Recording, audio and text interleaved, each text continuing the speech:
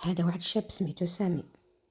سامي شاب ظريف وهادي، معروف في الحياة ديالو بكلمته الزوينة والابتسامة اللي ما كتفارقوش، ديما ضاحك.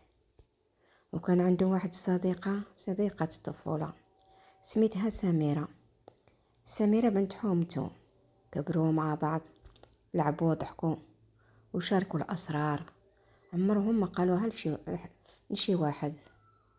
هادشي بيناتهم بجوج. سميرة كانت من داك النوع اللي كتكذب على الناس، ولكن مع سامي ما قدراتش تكذب عليه، لأن سامي بلا ما يحس كيعاملها بحنان الزائد. حنان عمرها ما لقات في شي واحد آخر، ولكن جا واحد النهار تبدلات فيه سميرة بدات كتغيب على سامي وما بقاتش كتجاوبو، وتبدل صوتها معاه.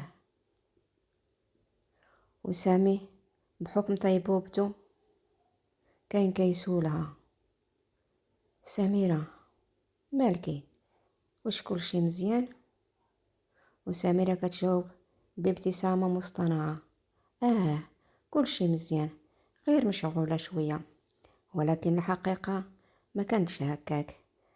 سميرة كانت كتعاني من اكتئاب خفيف وما قدراش تعترف به، وما بغاتش حتى واحد يشفق عليها،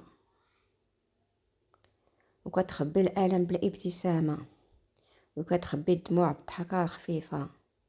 دازت الأيام وسميرة بدا الحال كيتزاد عليها وما قدراش تخبي مازال.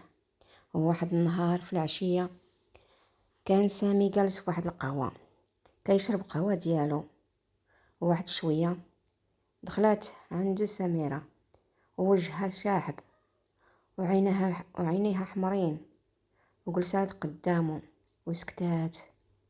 وسامي تخلع من شافها في ديك الحالة، ولكن ما بينش ليها وقال لها: مالك يا سميرة؟